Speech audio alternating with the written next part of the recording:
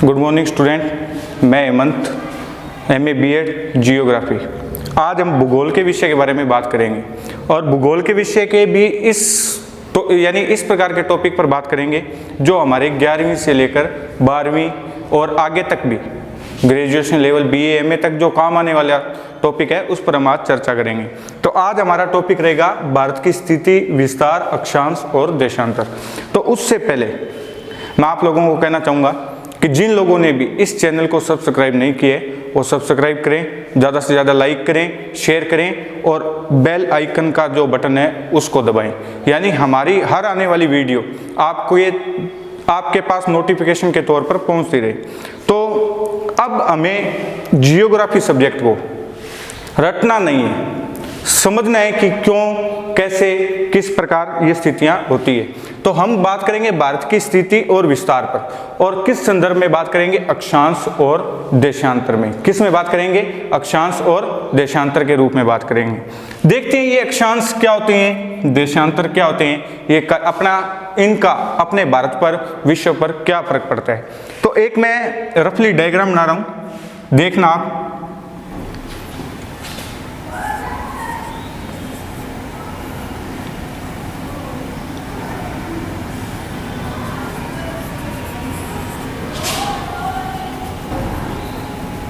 भारत का एक रफली डायग्राम, अगर मैं इसकी बात करूं, आपके सामने मैंने एक भारत का नक्शा बनाया। आप लोगों ने बहुत बार सुना होगा, बहुत बार पढ़ा भी होगा कि अक्षांश क्या होते हैं, देशांतर क्या होते हैं और इनका क्या फर्क पड़ता है। देखिए, कुछ जगह हम ये पढ़ते हैं कि जो भारत का अक्षांश है, भारत का अक्षांश है 8 डिग्री 4 मिनट उत्तरी अक्षांश,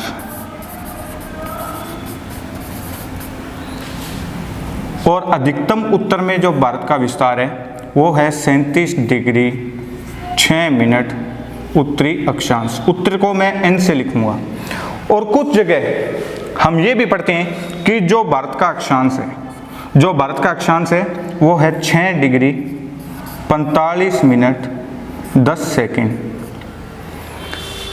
अब हमारे सामने दो क्वेश्चन हमारे सामने कि सर भारत का जो अक्षांशीय विस्तार है 8 डिग्री 4 मिनट से 37 डिग्री 6 मिनट होता है, या 6 डिग्री 45 मिनट 10 सेकंड से 37 डिग्री 6 मिनट होता है। तो अब इस कंफ्यूजन को हम दूर करेंगे कि जब तक, थोड़ा ध्यान से सुनना, जब तक हमसे मुख्य भूमिका ना पूछा जाए, जब तक हमसे मुख्य भूमिका ना पूछा जाए, हम 8 डिग्री 4 मिनट उत्तरी अक्षांश को सही नहीं करेंगे, क्योंकि हमारे भारत का संप्रभुत्व इकाई क्षेत्र, हमारे भारत का संप्रभुत्व इकाई क्षेत्र और हमारे भारत का अक्षांशीय विस्तार जो प्रारंभ होता है वो होता है 6 डिग्री 45 मिनट 10 सेकंड से लेकर 37 डिग्री 6 मिनट उत्तरी अक्षांश तक। इतनी बात आप लोगों को समझ आ गई होगी।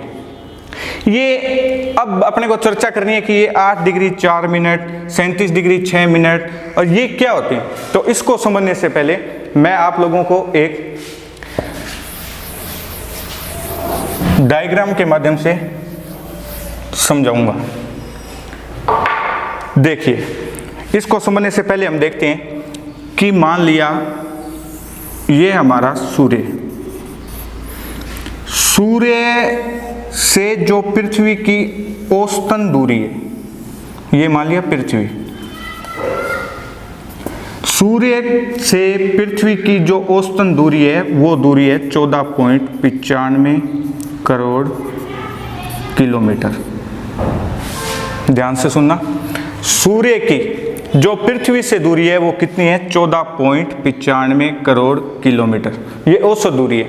कई बार आप लोगों ने देखा होगा कि जब सुबह सूर्य उदय होता है और हमको सूरज क्या होता है, बहुत छोटा दिखाई देता है। इसका मुख्य कारण क्या होता है, इसका मुख्य कारण होता है इतनी अधिकतम दूरी होना। कितनी दूरी है, 14.95 करोड़ किलोमीटर। मतलब पृथ्वी की सूर्य से कितनी दूरी है, 14.95 करोड़ किलोमीटर। अगर मैं बात करूं पूरे सौर परिवार की बात की जाए तो पूरे सौर परिवार में अगर हम सारे ग्रह उपग्रह इकट्ठे कर लें तो वो केवल कितने प्रतिशत होते हैं? 3% ही होते हैं। मतलब पूरे सौर परिवार का ग्रह और उपग्रह को एकत्रित कर लिया जाए और उसके द्रव्यमान की बात की जाए, उन सभी ग्रह और उपग्रहों का जो द्रव्यमान होता है वो कितना प्रतिशत होता है? 3%। केवल मात्र सूर्य के अंदर सौर परिवार का द्रव्यमान 97% निहित होता है। और ये जो सूर्य किससे बना होता है? हीलियम और हाइड्रोजन से। किससे बना होता है? हीलियम और हाइड्रोजन से मिलकर बना इतना विशाल आकाशीय पिंड होता है हीलियम और हाइड्रोजन से। मतलब दोबारा सुनना, सूर्य से पृथ्वी की औसतन दूरी कितनी? 14.95 करोड़ किलोमीटर। हमको सूर्य दिखाई छोटा देता है, उसका मुख्य कारण सूर्य की औसतन दूरी पृथ्वी से। आपको समझ आ गई होगी। अगर हम सारे सौर परिवार के ग्रह और उपग्रह को एकत्रित कर लें तो उनका द्रव्यमान कितना होता है? 3%। केवल 97% जो द्रव्यमान निहित होता है वो किस में होता है? सूर्य में। किसका? सौर परिवार का। आपको बात समझ आ गई होगी। अब मैं थोड़ा सा आगे आपको और समझाऊंगा, देखना।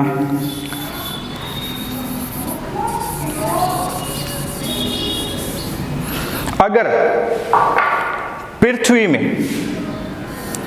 पृथ्वी में किसी प्रकार का कोई झुकाव नहीं है तो सूर्य और पृथ्वी के बीच में जो अधिकतम लंब बनेगा वो कितने डिग्री का बनेगा? 90 डिग्री का। कितने डिग्री का बनेगा? 90 डिग्री का। पर जो पृथ्वी है, जो क्या है? पृथ्वी है, वो अपने एक्सिस पॉइंट मतलब अपने अक्ष पर एब्सोल्युटली इस प्रकार नहीं है। वो कुछ इस मात्रा में झुकी हुई है। इस मात्रा में क्या हुई है? झुकी हुई है। ये 90 डिग्री और ये इस मात्रा में झुकी हुई है।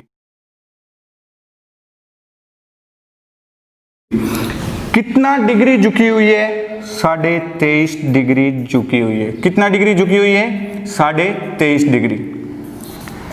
किस ओर झुकी हुई है? पूर्व की ओर झुकी हुई है। किस ओर झुकी हुई है? पूर्व की। दोबारा सुनना, अगर पृथ्वी में किसी प्रकार का कोई झुकाव ना हो, पृथ्वी में किसी प्रकार का कोई झुकाव ना हो तो सूर्य और पृथ्वी के बीच जो अधिकतम लंब बनता है वो कितने डिग्री का बनता? 90 डिग्री का। कितने डिग्री का? 90 डिग्री का। पर अब आपको पता है कि पृथ्वी एक्सिस पॉइंट पर मतलब अपने अक्ष पर एब्सोल्युटली कितने डिग्री झुकी हुई है? 23.5 डिग्री। कितने डिग्री? 23.5 डिग्री। 23.5 डिग्री झुकी हुई है। तो अब सूर्य और पृथ्वी के बीच में कितने डिग्री का कोण बनेगा? पहले अपनों ने बताया था ना कि जब सूर्य अगर पृथ्वी ना झुकी हो तो अधिकतम कोण कितने डिग्री का? 90 डिग्री का। पर अब पृथ्वी झुकी हुई है कितने डिग्री? 23.5 डिग्री। तो 23.5 डिग्री अगर पृथ्वी झुकी हुई है तो अब सूर्य और पृथ्वी के बीच में कितने डिग्री का कोण बनेगा? तो आप लोगों ने बहुत बार सुना होगा डिग्री, मिनट, सेकंड, ये क्या होते हैं। तो मैं आपको बताता हूं। आप लोगों ने घर में घड़ी देखी होगी। घड़ी में क्या होता है? सबसे पहले सेकंड का कांटा एक सर्किल पूरा करता है, उसके बाद मिनट का वो जो कांटा होता है वो सर्किल पूरा करता है, फिर जो घंटे का हावर्स का जो होता है कांटा वो क्या करता है? अपना एक सर्किल पूरा करता है। उसी प्रकार एक वैल्यू लेते हैं अपने, डिग्री का साइन ये होता है।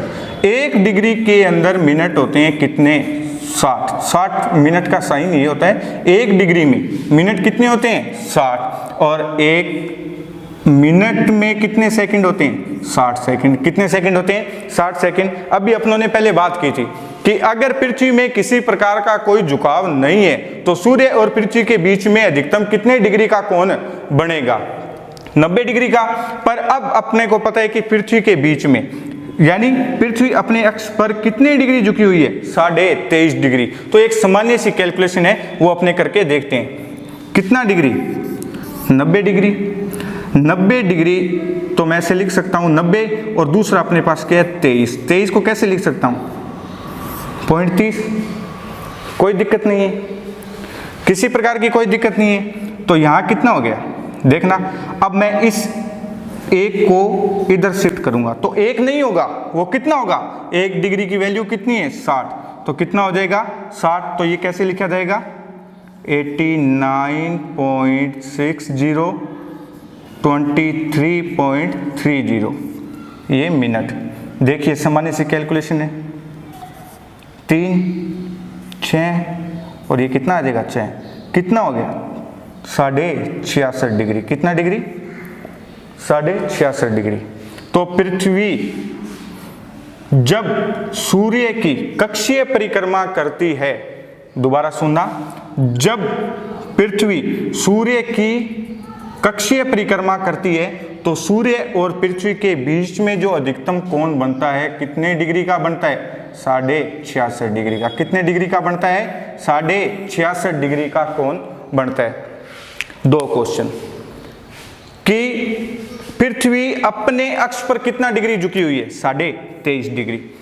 पृथ्वी जब सूर्य की परिक्रमा के दौरान यानी कक्षीय परिक्रमा के दौरान कितने डिग्री का अधिकतम कोण बनाती है 66.5 डिग्री का। उम्मीद करता हूं आप लोगों को समझ आ गया होगा। तो इसके बाद अब अपने बात करेंगे कि बात करी कि सूर्य यानी जो पृथ्वी है इसकी गति, किसकी बात करेंगे पृथ्वी की गति की। पृथ्वी की जो गति होती है दो प्रकार से, कौन कौन सी, एक तो परिक्रमण, ध्यान रखना इसको मैं अभी आपको ग्राफिक्स के माध्यम से भी बताऊंगा। पृथ्वी की गति परिक्रमण और दूसरी होती है घूर्णन। दूसरी कौन सी होती है घूर्णन। घूर्णन जब पृथ्वी अपने ही अक्ष पर घूमती है, पृथ्वी जब अपने ही अक्ष पर घूमती है वो कौन सी गति होती है घूर्णन। परिक्रमण, परिक्रमण कौन सी गति होती है जब पृथ्वी किसके चारों ओर परिक्रमा करती है सूर्य के, वो कौन सी गति होती है परिक्रमण। तो देखिए दोनों गति ग्राफिक्स के माध्यम से।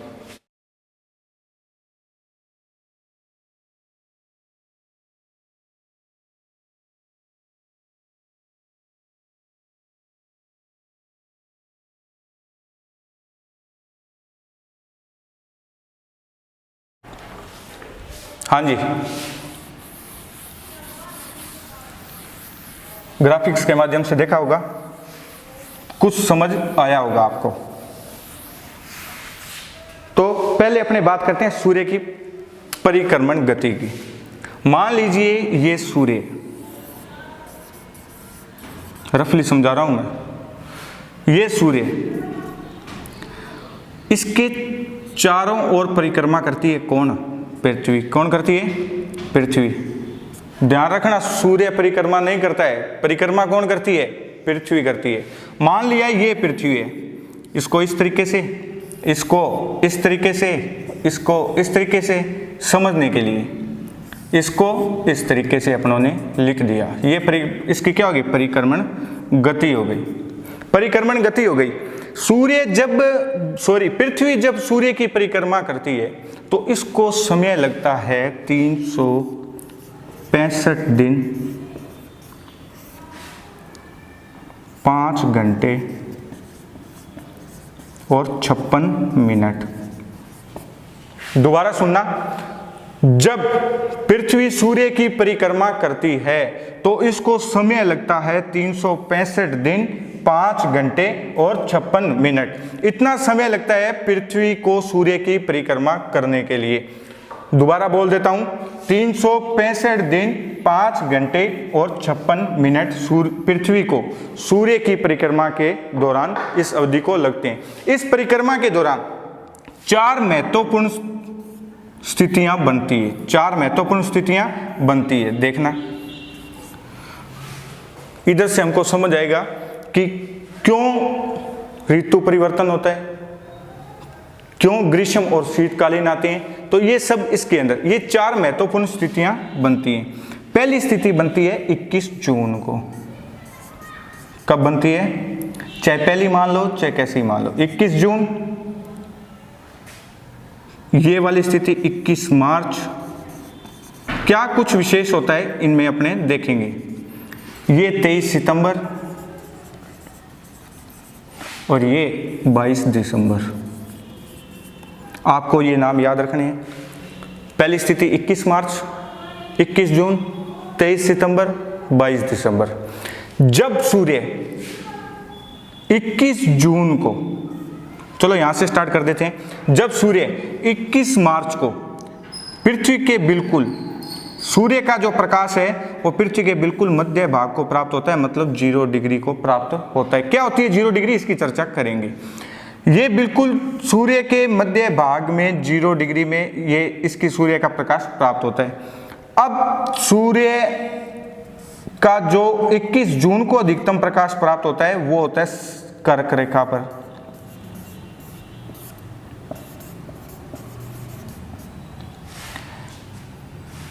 तेईस सितंबर को जो सूर्य का प्रकाश प्राप्त होता है सेम स्थिति रहती है 0 डिग्री भूमध्य पर।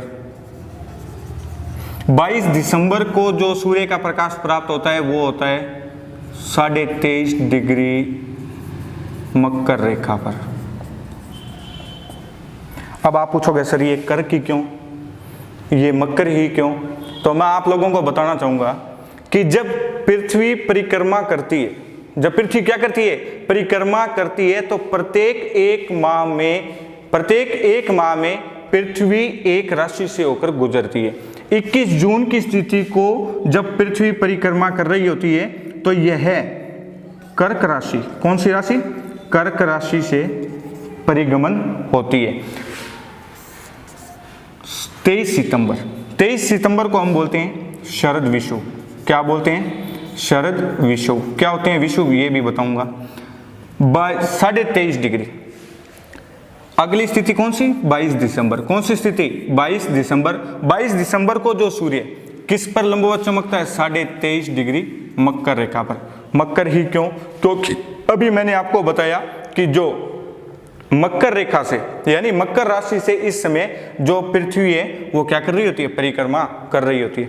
आपने कभी सिंथोलिया खेला होगा, पतंग उड़ाया होगा, तो उसको हम अपनी बोलचाल की भाषा में बोलते हैं मकर संक्रांति। क्या बोलते हैं? मकर संक्रांति। और ये भी सुना होगा एक पंडित जी एक माह बनाते हैं जिसको बोलते हैं मलमास। क्या बोलते हैं? मलमास। उस मलमास के अंदर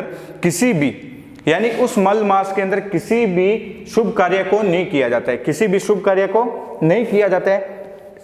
सारे जैसे मकान का बनाना, वाहन खरीदना, विवाह शादी के प्रोग्राम, ये सब रोक दिए जाते हैं एक माह को। कब?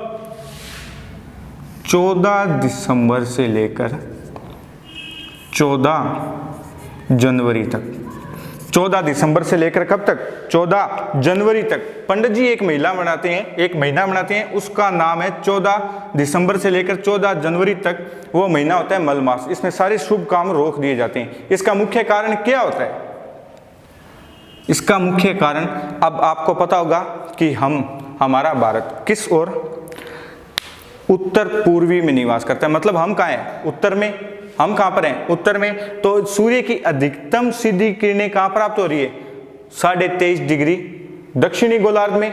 दक्षिणी गोलार्ध में तो अधिकतम अपने उत्तरी भाग में अधिकतम सूर्य की किरणें कैसी रहती है? तिरछी रहती है। तिरछी रहती है तो ऊर्जा की प्राप्ति भी क्या होती है? कम होती है। ऊर्जा की प्राप्ति कम होती है, इस कारण हम इसको मलमास का नाम देते हैं। फिर 14 जनवरी के बाद जब ये अपनी परिक्रमा के दौरान आगे बढ़ती है, इसको हम बोलते हैं सूर्य का उत्तरायण। क्या बोलते हैं? सूर्य का उत्तरायण।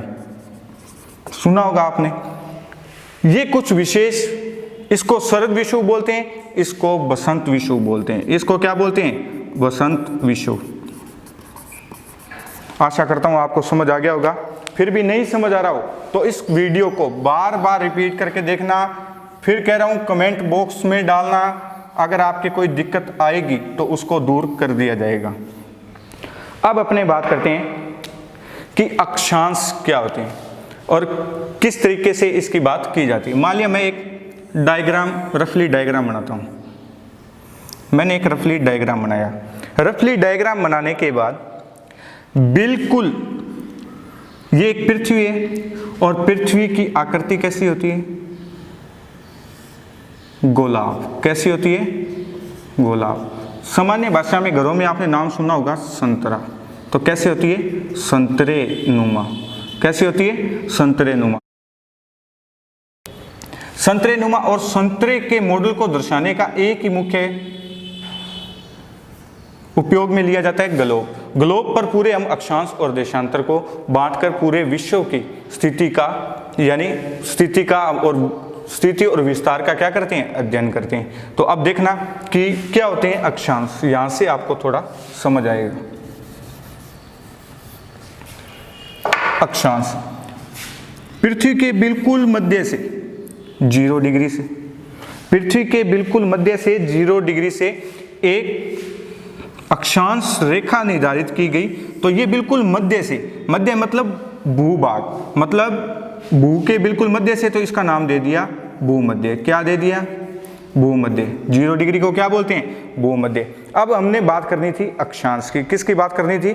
अक्षांश की। तो जो पहले हमने अभी परिक्रमण गति की थी उसको इस पर अप्लाई करके देखते हैं, इस पर हम अप्लाई करके देखते हैं। तो थोड़ा याद रखो, मान लिया ये सूर्य लंबवत चमक रहा है 0 डिग्री पर। 0 डिग्री पर वो तारीख क्या थी? क्या तारीख थी? 21 मार्च। क्या तारीख थी? 21 मार्च। 21 मार्च को सूर्य किस पर लंबवत चमक रहा है? 0 डिग्री पर। किस पर लंबवत चमक रहा है? 0 डिग्री पर। तो अधिकतम सूर्य की सीधी किरणें कहां पर? भूमध्य रेखा पर। और अधिकतम तिरछी किरणें कहां पर होंगी? दोनों गोलार्धों में। अब गोलार्ध की बताता हूं। 0 डिग्री, 0 डिग्री से ऊपर वाला उत्तरी गोलार्ध। कौन सा गोलार्ध? उत्तरी गोलार्ध। 0 डिग्री से नीचे वाला कौन सा? दक्षिणी गोलार्ध। कौन सा गोलार्ध? दक्षिणी गोलार्ध होता है। दोबारा सुनना, 0 डिग्री से ऊपर वाला उत्तरी गोलार्ध, 0 डिग्री से नीचे वाला दक्षिणी गोलार्ध। अब आपके इसमें समस्या नहीं रहेगी। तो अब इसको अपने करते हैं परिक्रमण गति, जो उसमें रफली समझा था इसमें भी हम समझते हैं। 21 मार्च को सूर्य की अधिकतम सीधी किरणें 0 डिग्री पर, तो सूर्य का अधिकतम प्रकाश कहां प्राप्त होता है? 0 डिग्री पर।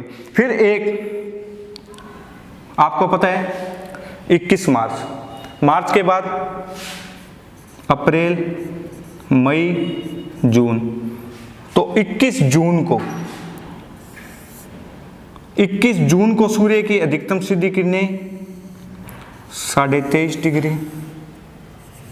थोड़ी देर पहले पढ़ा था ना, याद आ गया होगा कि सूर्य की अधिकतम सीधी किरणें कहां पर होगी?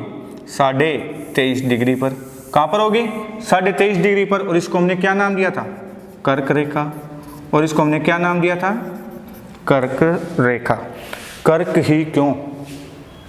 क्योंकि इस दौरान 14 जून से लेकर 14 जुलाई तक सूर्य कर्क राशि से परिक्रमा, यानी पृथ्वी किससे परिक्रमण कर रही होती है? 14 जून से लेकर 14 जुलाई को जो पृथ्वी किस राशि से परिगमन कर रही होती है? कर्क राशि से। तो इसका नाम क्या रख दिया गया? कर्क रेखा। और सूर्य की यानी अधिकतम लंबवत कहां चमक रहा होता है? 23.5 डिग्री पर। 23.5 डिग्री पर अधिकतम। तो आपको एक बात पता है कि जो हमारे सौर परिवार से जो हमको ऊर्जा प्राप्त होती है, वो ऊर्जा जो प्राप्त होती है वो कितनी ऊर्जा प्राप्त होती है? 23। हमको नहीं, जो हमारे सौर परिवार में ऊर्जा प्राप्त होती है कितनी होती है? 23 खरब अश्व शक्ति। 23 खरब अश्व शक्ति। हमारे वायुमंडल में इसका 2 अरबवां भाग आता है। हमारे वायुमंडल में इसका कितना भाग आता है? 2 अरबवां भाग आता है। और अगर मैं इसकी धरातल पर गणना करूं तो 1 सेंटीमीटर स्क्वायर पर 1 मिनट में, 1 सेंटीमीटर स्क्वायर पर 1 मिनट में जो हमको इसका तापमान प्राप्त होता है वो होता है 1.93 किलो कैलोरी। 1.93 kilo calorie. तो जहां सूर्य अधिकतम सीधा चमक रहा है इसका, तो सूर्य ताप भी क्या होगा? अधिक। सूर्य ताप भी यहाँ क्या होगा? अधिक। जितनी अधिकतम सीधी किरणें तो तापमान उतना ही ज्यादा क्या हो जाएगा? विकसित हो जाएगा। तापमान उतना ही ज्यादा क्या हो जाएगा? विकसित हो जाएगा। और 1.93 ये जो 93 किलो कैलोरी है इसको ही हम क्या बोलते हैं? सूर्य ताप। इसको क्या बोलते हैं? सूर्य ताप। ध्यान रखना, आगे योगी समझ। फिर 21 जून के बाद कौन सा महीना? जुलाई, अगस्त और फिर कौन सा? सितंबर। सितंबर कौन सा सितंबर? 23 सितंबर। याद करो, थोड़ी देर पहले पढ़ा था। 23 सितंबर को सूर्य कहां चमकता है? 0 डिग्री पर। कहां चमकता है? 0 डिग्री पर। अगर 0 डिग्री पर चमकेगा, 2 स्थिति में ध्यान रखना, 21 मार्च और कौन सा? 23 सितंबर। जब सूर्य 0 डिग्री पर चमकेगा तो अधिकतम सीधी किरणें कहां पर? 0 डिग्री पर। अधिकतम तिरछी किरणें कहां पर? दोनों गोलार्धों में।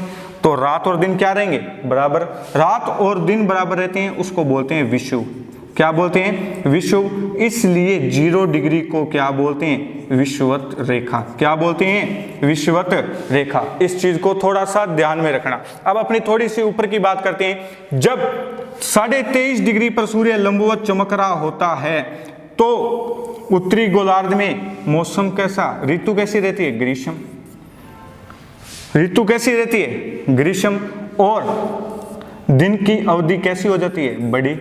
दिन की अवधि कैसी बड़ी हो जाती है? बड़ी। और रात की अवधि कैसी हो जाती है? छोटी। कैसी हो जाती है? छोटी। तो आपने पढ़ा होगा कि भारत के अंदर सबसे बड़ा दिन भी कौन सा होता है? 21 जून का। कौन सा दिन होता है? 21 जून का। और जब यहाँ सूर्य लंबवत चमक रहा है तो इसकी अधिकतम तिरछी किरणें दक्षिणी गोलार्ध में, तो यहाँ ऋतु कैसी रहती है? शीत। कैसी रहती है? शीत। और दिन कैसे होते हैं? छोटे। रात कैसी हो जाती है? बड़ी। रात कैसी हो जाती है? बड़ी। तो अब आपको समझ आ गया होगा। सितंबर के बाद अक्टूबर, नवंबर, दिसंबर को सूर्य लंबवत कहाँ चमकता है? 23.5 डिग्री मकर रेखा पर। कहाँ चमकता है? 23.5 डिग्री मकर रेखा पर। तो जहां अधिकतम सूर्य लंबवत चमकेगा तो ऊर्जा की प्राप्ति उतनी ही ज्यादा। तो ऋतु कैसी रहेगी? ग्रीष्म। कैसी रहेगी? ग्रीष्म। दिन कैसे हो जाएंगे? बड़े। रातें कैसी हो जाएंगी? छोटी। इसके बिल्कुल विपरीत इनको उत्तरी गोलार्ध में सूर्य का जो किरणें है कैसी मिल रही है? तिरछी। कैसी मिल रही है? तिरछी। तो यहाँ दिन कैसे हो जाएंगे? छोटे। रात कैसी हो जाएगी? बड़ी। और मौसम कैसा हो जाएगा? शीत। कैसा हो जाएगा? शीत। तो अब एक बार और देखना, दोबारा छोटी सी बात करता हूं कि एक बहुत ही इंपॉर्टेंट क्वेश्चन, थोड़ा सा आप लोग भी देखना है इसको कि मैं इसमें क्या कहना चाह रहा हूं। जब सूर्य, जियोग्राफी सब्जेक्ट वाले बच्चों के लिए बहुत इंपॉर्टेंट क्वेश्चन, जब सूर्य 23.5 डिग्री मकर रेखा पर, 23.5 डिग्री मकर रेखा पर लंबवत होगा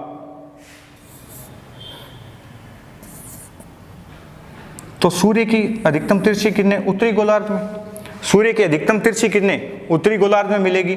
और सूर्य की अधिकतम तिरछी किरणें उत्तरी गोलार्ध में कहां तक प्राप्त होगी? तो देखिए, जब 0 डिग्री पर था तो अधिकतम तिरछी किरणें 66.5 डिग्री थी ना, 66.5 डिग्री। और इसी 66.5 डिग्री को उत्तरी गोलार्ध में 66.5 डिग्री को बोलते हैं आर्कटिक, और दक्षिणी गोलार्ध में 66.5 डिग्री को बोलते हैं अंटार्कटिका। ध्यान रखना, 66.5 डिग्री दक्षिणी गोलार्ध कौन सा? अंटार्कटिका। 66.5 डिग्री उत्तरी गोलार्ध कौन सा? आर्कटिक रेखा। तो थोड़ा सा इस बात में ध्यान रखना। अपने बात कर रहे थे 23.5 डिग्री, जब यह मकर रेखा पर लंबवत होगा तो उत्तरी गोलार्ध में अधिकतम सूर्य की किरणें कहां तक प्राप्त होगी?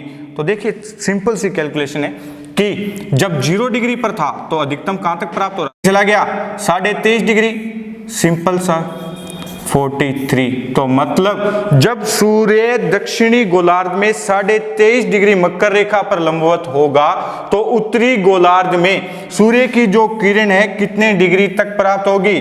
43 डिग्री तक प्राप्त होगी। ये आपने ध्यान रखना है। अब एक आपके जहन में क्वेश्चन आ रहा होगा कि सर 23.5 डिग्री पर ही लंबवत क्यों? तो याद कीजिए, अपनों ने थोड़ी देर पहले ये पढ़ा था कि मैं किसी भी वस्तु को जितने डिग्री घुमाऊंगा, अब झुकाया, कहां तक झुकी हुई थी? 23.5 डिग्री। तो सूर्य का प्रकाश अधिकतम सीधा उस पर आएगा, मतलब पृथ्वी अपने अक्ष पर कितने डिग्री झुकी हुई थी? 23.5 डिग्री। तो 23.5 डिग्री जितना झुकाऊंगा तो सूर्य का प्रकाश उतना ही क्या प्राप्त होगा? सीधा प्राप्त होगा। तो इसको आप जितना हो सके उतना अधिकतम बार बार रिवाइज करके देखना। आज के लिए इतना। अगर आपको कोई दिक्कत महसूस हो तो मेरे को कमेंट बॉक्स में डालना, मैं पहले आपके उस कमेंट का रिप्लाई दूंगा, यानी प्रॉब्लम उस सॉल्यूशन का हल करूंगा और उसके बाद अगला टॉपिक यानी इसी में ही हम आगे चलेंगे। आज के लिए इतना ही, आगे हम इससे आगे बढ़ेंगे अगली क्लास में। अगर आपको इस टॉपिक में कोई प्रॉब्लम हो तो कमेंट बॉक्स में डालिएगा, मैं पहले उस कमेंट को देख के आपकी जो भी दिक्कत रही है उसको मैं दूर करूंगा। नहीं समझ आ रहा हो, एक बार नहीं, दो बार नहीं, तीन बार इसको बार बार रिवाइज करके देखें जिससे आपको समझ आए, और नहीं समझ आया तो कमेंट बॉक्स में डालें, उसको मैं कमेंट को देखकर आपकी समस्या दूर करूंगा। जब ये अक्षांश और देशांतर हमारा टॉपिक पूरा हो जाएगा तो मैं आप लोगों से इस प्रकार का वादा करता हूं कि उसके अलावा बार का क्वेश्चन कोई भी नहीं बनेगा। अपना जितना टॉपिक क्लियर किया है उससे बार कोई भी क्वेश्चन नहीं आएगा। धन्यवाद, थैंक यू।